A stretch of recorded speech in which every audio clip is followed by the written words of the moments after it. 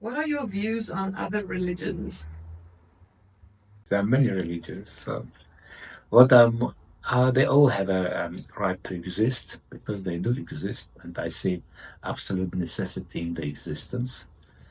And humanity has to go through religion. They have to believe in something. It gives great meaning to their stay on this planet because religion are there for specific purposes. They are there to teach morals, give us virtues on our early stage of our development of our consciousness. And what a family cannot give to the child or state will not give to them, the religion are teaching them. Basically, they're teaching right to differentiate right from wrong. And it's important. Plus, uh, they're successfully placing fear in our heart of being afraid of being punished with the wrong things. Without it, people in a young age, I'm talking about young souls, they will be uncontrollable. Or you have to a powerful state um, with a mechanism, with the most powerful mechanism to execute or punish the criminals, or the easier way to go to place fear in their heart, knowing that there is a man up in the sky. Will you do something wrong, you will pay for that. Like you will burn in a hell or whatever. Mechanisms are different. So, purpose of religion is very, it's important, and all the souls has to go to that school. Um, yeah. Describe religion as you see it as a positive thing. Oh, of course. Very doesn't matter. All the religions are playing positive role in evolution of consciousness.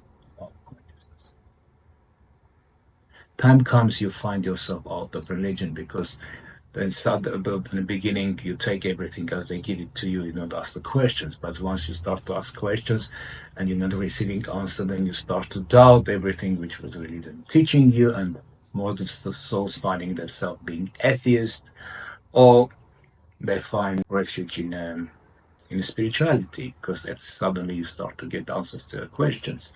So it's very personal. It depends how old is a soul. Closer to the graduation from the school, souls are finding themselves out of older religions because they're all serving purpose. The segregation, what is important, they are giving you rights, some of them, to do wrong things, like which can be justified by your religion. Basically, they're helping us to understand who we really are, to bring our true colors out, and what kind of a soul are we. So it's a process, an important process. Were you raised with a specific religion? No, I'm Orthodox Christian. I was Christian, but I always had a great respect for all the religions. But it came through understanding why are they there and what the purpose are they serving. Please talk to us about Jesus. Was he truly sent to us?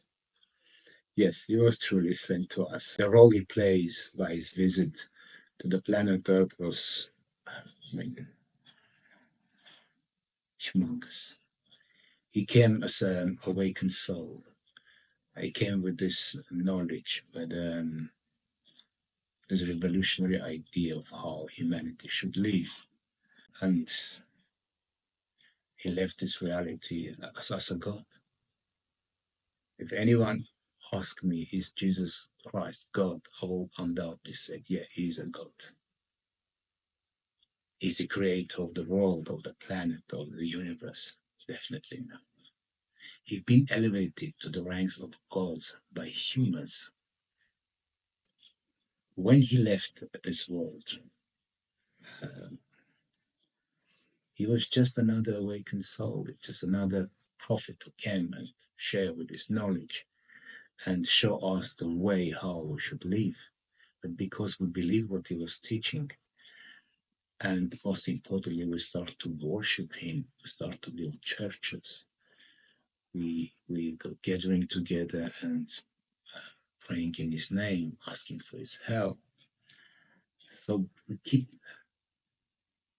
feeding him with the energy of love.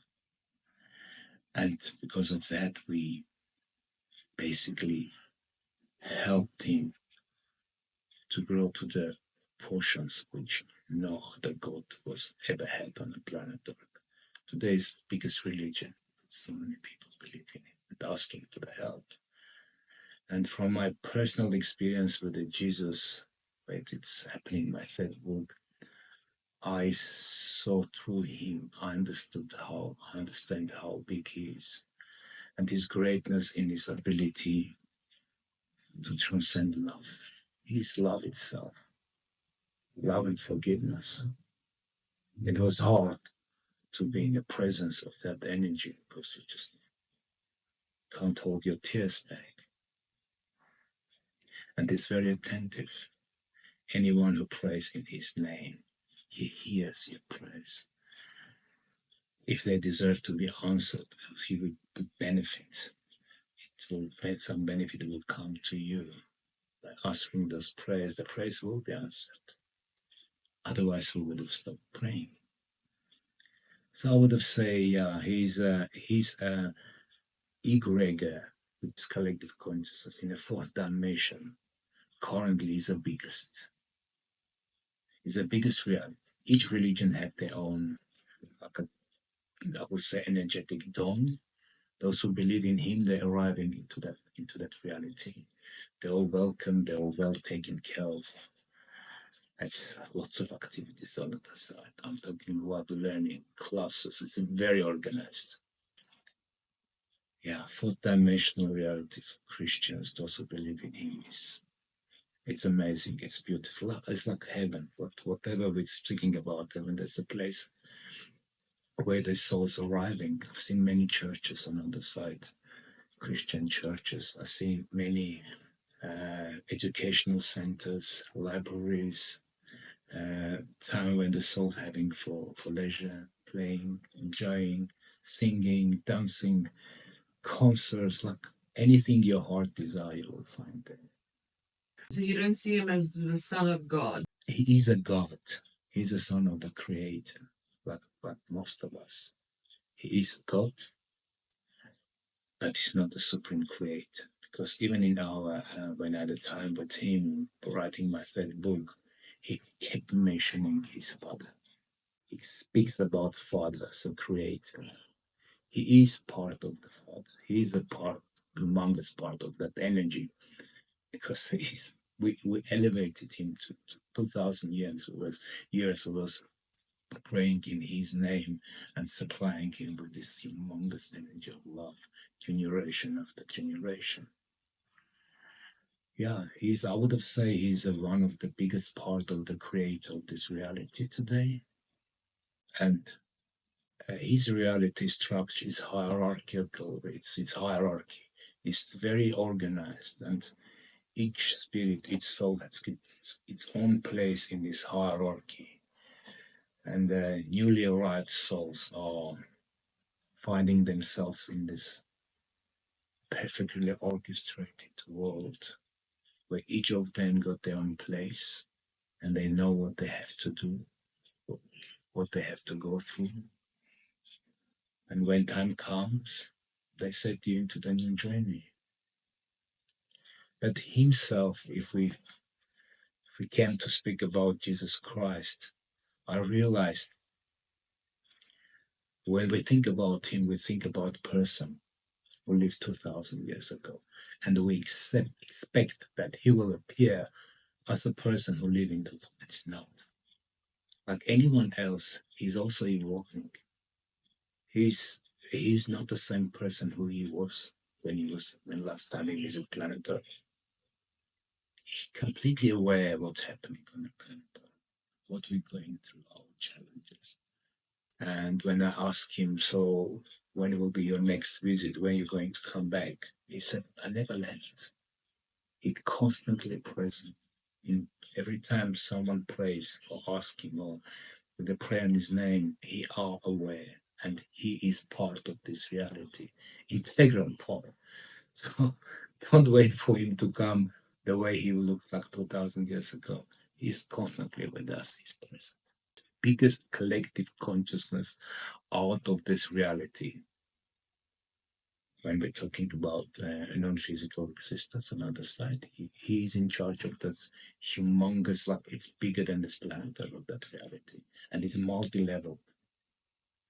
The younger souls arriving to the bottom, older souls to the top. It creates this humongous kind of a pyramid of existence, hierarchy of existence on the other side.